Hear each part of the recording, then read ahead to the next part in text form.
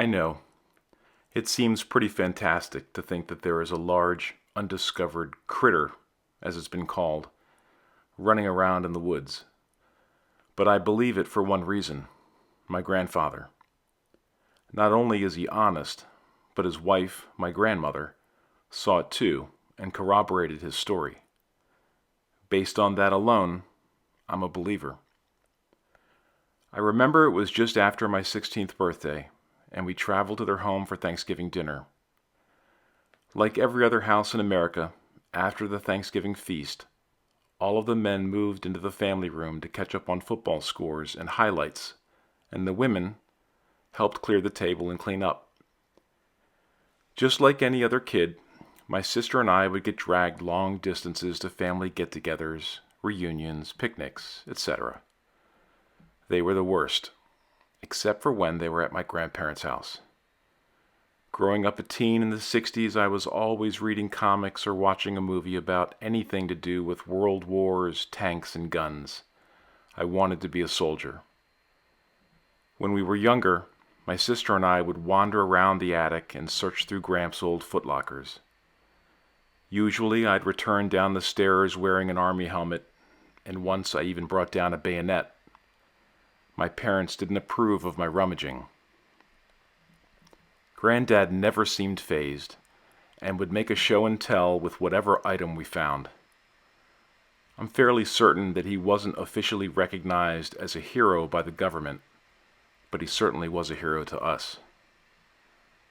Granddad had accumulated many war stories, and by the reaction from the room, they seemed suspenseful. Of course, he had to tame them down quite a bit to make it more kid-friendly. Towards the end of the evening, the only kids in the group that were left were the children that weren't up past their bedtime, which usually meant it was just me and my sister. I miss those days so much. We had such great times together. Being a bratty teenager, to most, there were exceptions to my smart-ass behavior. I just couldn't act like that around the man who gave so much back to me. You've probably heard the term, thick as thieves. That was us. When my parents were going through some rough times, my grandparents took us in, and we spent the summer on the farm. I call it a farm, but it was way past its prime.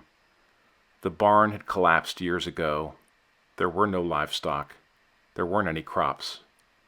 Just open fields, rolling hills, and in the distance, those beautiful Blue Ridge Mountains. He bought me my first slingshot, taught me how to fly fish and tie flies. He even showed me how to drive his F-100. Of course, it was in exchange for some labor, but I was good for it. That summer and fall, I'd chop up firewood and stack it for hours. I suspect he got quite a bargain out of the deal. On a hot and humid day, not an hour into chopping and stacking, there were whoops and howls coming from a distance away. What was that, Grandpa? Coyotes? No, not a coyote. Since you're staying here for a while, I think it's time I shared with you something, and I just want you to listen. You may find this a little hard to swallow, but hear me out. Do you know why I keep close tabs on you and your sister when you're both outside? No. Because I don't want anything to happen to you. Okay. I know you're practically a man and crave independence, but when you're out here, you have to be aware. You know this sounds really weird, right, Gramps? Aware? Of what?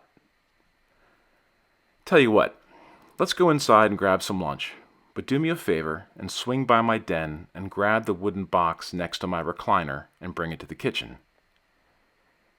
Reaching into the box, Grandpa pulled out a wooden sculpture. He then placed it on the kitchen table. It looks like a gorilla, I exclaimed. Yeah, but larger. It's what I've been seeing out there since I was a kid. It's what I believe is a Bigfoot. Wow. I remember finding the statue a while ago on one of our visits as I snooped around in the attic. He said that he'd carved the figure when he was much younger. It was now well-aged and dried out, with large flakes of old brown paint, flecked here and there.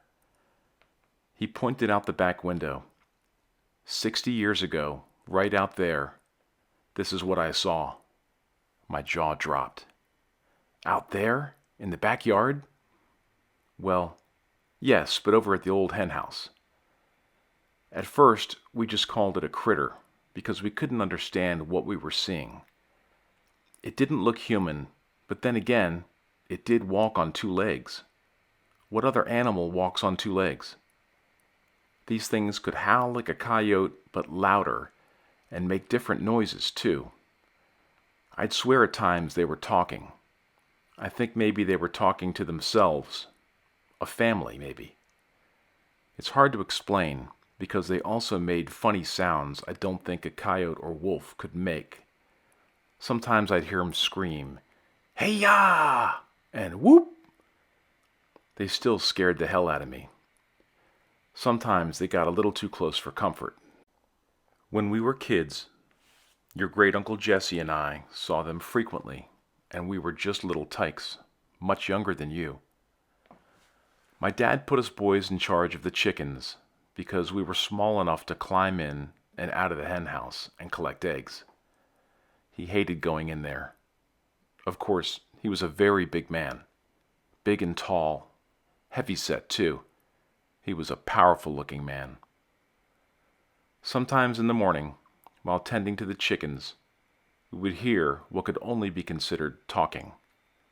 At other times, I thought it sounded like children, and there would be yelling and screaming, sometimes an outburst or a squeal.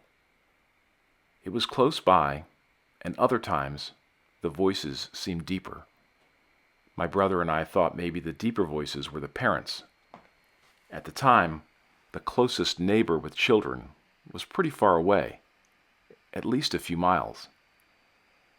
You have to remember, we were born at the turn of the century. We had 2 modes of transportation back then, our feet and a horse-drawn wagon. TV wouldn't be invented for another 50 years, and radio was a few years shy of that. To give you some perspective, the Civil War had been over for almost 45 years.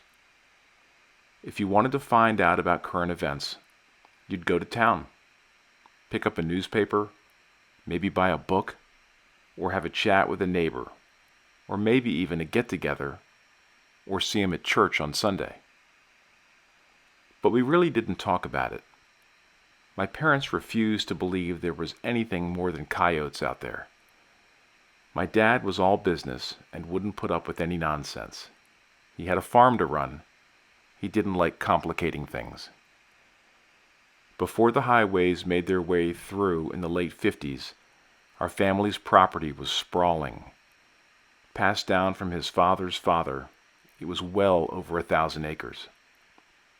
Crops of corn, beans, cotton, open fields, rolling hills, rocky ledges, forests, and even a river. It was a place of adventure for 2 brothers when there wasn't chores to be had. One morning, while tending to the chickens alone, Edgar, which is my granddad, got the scare of his life as he opened the door to see something more than twice his size, covered with a dark-colored hair that smelled like a rotten animal, and it was staring him down. As he fell backwards and dropped his bucket of feed, Edgar fell off the side of the wooden ramp. Panicky, and suddenly trying to roll back over, he made eye contact with this monstrous critter. In each of its hands it was clutching several hens by the neck. They seemed to just dangle and were probably dead. This critter had his hand caught in the cookie jar, and now its eyes were locked on Edgar, who thought he was looking at the devil himself. He managed to let out a scream as he made haste back to the safety of the house. He told his parents, and together he and his father returned armed. It was only a minute, but the henhouse was literally wrecked. One of the walls had collapsed and the door was hanging on by a bracket. There were still a few chickens that escaped unharmed this time. Every farmer had its pests to deal with, and so we fortified the henhouse and bought more chickens. After all, they were a necessity. It was only a few days later, Jesse and I observed one sleeping at the edge of a field. Big-bodied, thick and broad like a massive wrestler, and yet very swift of foot. It either didn't see us or didn't care. Jesse and I retreated quickly and told our dad. Nothing would come of it. Sometimes it angered me that he didn't believe me, or believe us. But at least Jesse witnessed it. We knew it was real. There's a family of them, somewhere out there. 6 or 7 of them. Jesse and I watched one chase down a deer while we were out checking the fence line one late afternoon. It was uncanny and frightening at the same time. There are plenty of hiding spaces to make a home out there, and that's where they are when they're not keeping tabs on us. That time at the henhouse was the closest I've been to one. Over the years, I've caught glimpses of different ones. Always seem to be watching me. I've even seen a smaller one recently. The family must be several generations old, just like ours. Only God knows what they are, and I know that when I die, I'll finally know too. My father, your great-grandfather, God rest his soul, he never believed me, but now he finally knows. To me as a teen, I thought the howls I heard with Granddad were haunting enough. I'm actually relieved I never saw one, because I don't think I could have handled seeing something 9 feet tall staring back at me. Later that month, as we made our way to my dad's car, Granddad gave me that carving. "Come back and see me soon. We'll go find us some critters," he said with a wink and a handshake, and we headed back home with our mom and dad. My dad had a strange look on his face. He knew. Driving away, even after all the time I spent chopping wood and cleaning up around the structures, it still looked so ancient, thickly wooded, and just plain eerie. Suddenly, as we drove away, I felt like a wide-eyed little child scared of my own shadow and what just might be lurking behind the next stand of trees. How could he live here with Grandma, unafraid? The answer's simple. He and his twin brother Jesse were both born in that house. It was their home. They'd be 120 years old if they were alive today. Roughly 35 years ago, after being diagnosed with Alzheimer's, Granddad spent his remaining time at a nursing home in the valley. With his memory all but gone, I struggled for conversation, getting mostly one-word answers as we both stared blankly at the television. He never spoke of the critter again, and I can't find that wooden statue to save my life. It must have gotten misplaced in one of the many moves.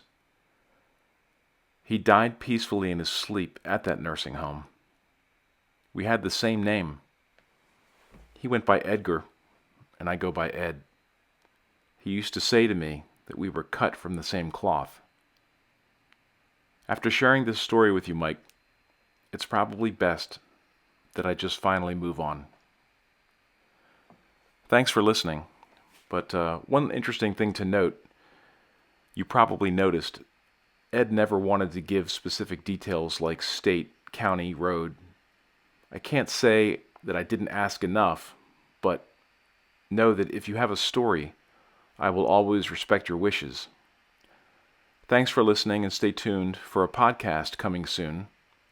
I plan on adding podcasts in addition to encounter stories, and for now, everything will live on the same YouTube channel, Bigfoot's Wilderness.